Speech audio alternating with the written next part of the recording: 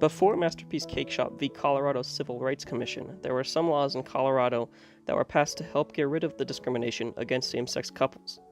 In 1992, Colorado voters adopted Amendment 2 to their state constitution, which forbade the extension of official protections to those who suffer discrimination due to their sexual orientation.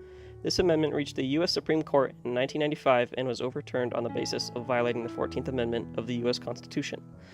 The 14th Amendment states that no state shall deprive any person of a life, liberty, or property, nor deny to any person within its jurisdiction the equal protection of the laws.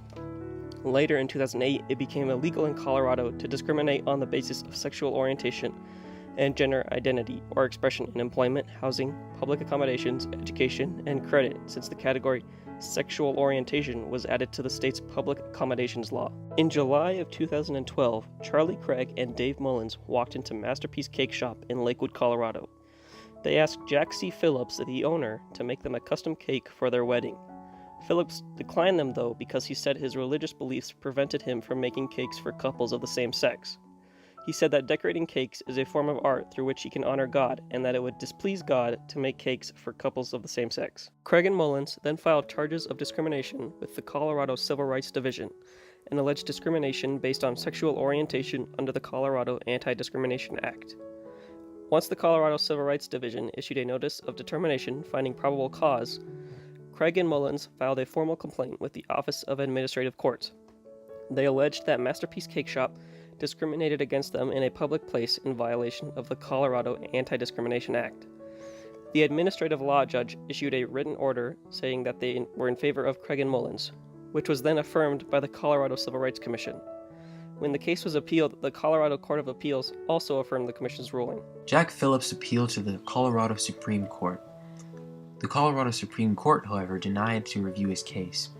The United States Supreme Court granted certiorari on June 26, 2017. Phillips had argued that he did not refuse to sell all products to gays, but felt that he shouldn't be forced into using his artistic skill to make an expressive statement endorsing same-sex marriages, something going against his religion. He had also believed that his First Amendment right was violated by the Colorado Anti-Discrimination Act on the terms of the Free Exercise of Religion Clause, and on the basis that the amendment states that the government can't tell private citizens what they must say. Phillips believed that forcing himself to make a wedding cake celebrating same-sex marriage went against his religious beliefs, thus violating the Free Exercise of Religion Clause. The Colorado Civil Rights Commission had stated that the Colorado Anti-Discrimination Act doesn't allow businesses to discriminate or refuse service to a customer on the basis of their sexual orientation. They had believed that discrimination based on not approving same-sex marriage was discrimination on sexual orientation, rejecting Phillips' argument that he had not violated CADA because he would sell other products to customers regardless of their orientation. They believed that the act didn't go against the First Amendment because it was a reasonable decision to make in order to prevent discrimination at all. They had also argued that the public was not likely to see Phillips baking the cake as a sign of Phillips' religious beliefs. The final decision of the court had been 7-2 in favor of the Masterpiece Cakeshop, reversing the earlier decisions of previous courts. Justice Kennedy had presented the Supreme Court's majority opinion, stating that in no way should gay persons or gay couples be treated like social outcasts or be treated as if they are inferior, but he had also stressed that Phillips was protected in his right to religious beliefs. Kennedy had also stated that in cases of weddings, it is assumed that a member of the clergy who objects to same-sex marriage on moral and religious grounds could not be compelled to perform the ceremony without infringing on their rights to the free exercise of religion, protected by the First Amendment. By examining the remarks of the Colorado Civil Rights Commission, Justice Kennedy and the rest of the majority had seen that the commission had negative opinions towards Phillips' religious beliefs, rather than treating him with a sense of neutrality in which the Free Exercise Clause had required. By citing the decision made in the West Virginia State Board of Education v. Barney of 1943, which upheld the rights of students refraining to salute the flag, Justice Kennedy had said that the government can't choose which opinions are orthodox and which are not. In further citation of the Church of Lukumi Babalu I versus the City of Hialeah of 1933, the Free Exercise Clause even subtle departures from neutrality on matters of religion. The Commission's hostility displayed that it wasn't being neutral in the case of Phillips' situation. Justices Alina Kagan and Stephen Breyer had worked together to form a concurring opinion. The two had both agreed that the Commission showed hostility towards Phillips based on his religious beliefs, and that Colorado should have distinguished this case from ones where the baker refuses to print messages that they disfavored on the basis that the bakers would have done so regardless of the set religion or sexual orientation of the customers. Justices Neil Gorsuch and Samuel Alito formed another concurring opinion, reiterating that the Free Exercise Clause protects both unpopular and popular religious beliefs.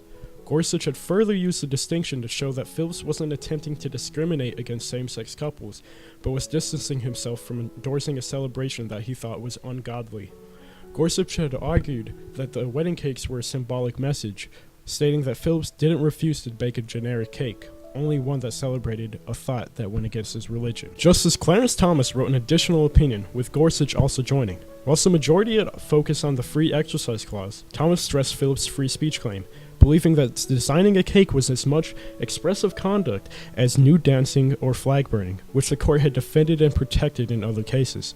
By forcing Phillips to bake the cake, it would be an unconstitutional form of compelled speech. Thomas further argued the decision on Obergefell had made it even more important that those with minority opinions should be allowed to express them. Justices Ruth Bader Ginsburg and Sonia Sotomayor had made the only dissenting opinion, believing that gay persons should be protected. They had both denied that the Free Exercise Clause was violated in the first place. They had distinguished this case from the one regarding bakers refusing to make cakes with anti-gay messages on it, on the basis that the baker would have the same decision regardless of the customer's religion. Ginsburg then thought there was a difference on denying service on the basis of customer's identity rather than a judgment on whether or not a message was demeaning. No laws were changed as a result of this ruling, and no blame was placed. The First Amendment of the Constitution was upheld.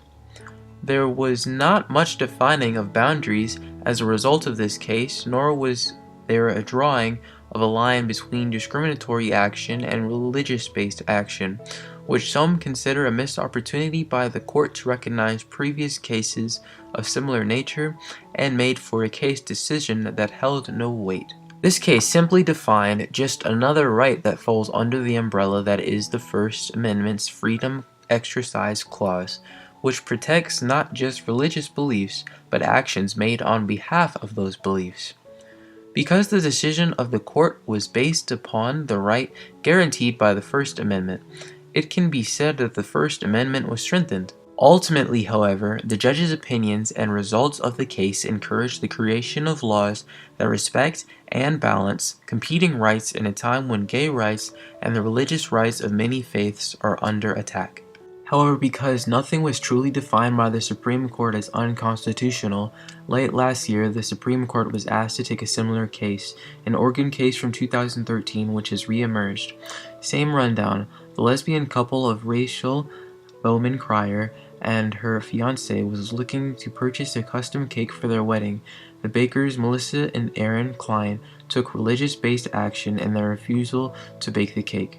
The Bowman Cryers claimed the bakers violated Oregon's anti-discrimination laws.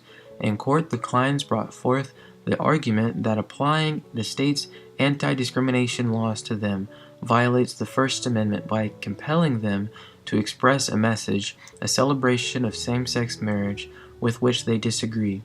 The Kleins lost in a state appeals court, and the couple they refused to serve was awarded $135,000.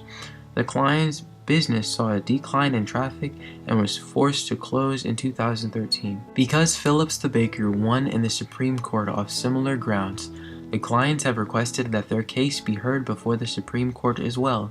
However, as it has been upwards of half a year since their request, it is likely that the case will not be heard by the Supreme Court. No clarity was obtained from the Masterpiece Cakeshop case, highlighting the inconsistency and loose definition of the First Amendment freedoms of religion, expression, and speech.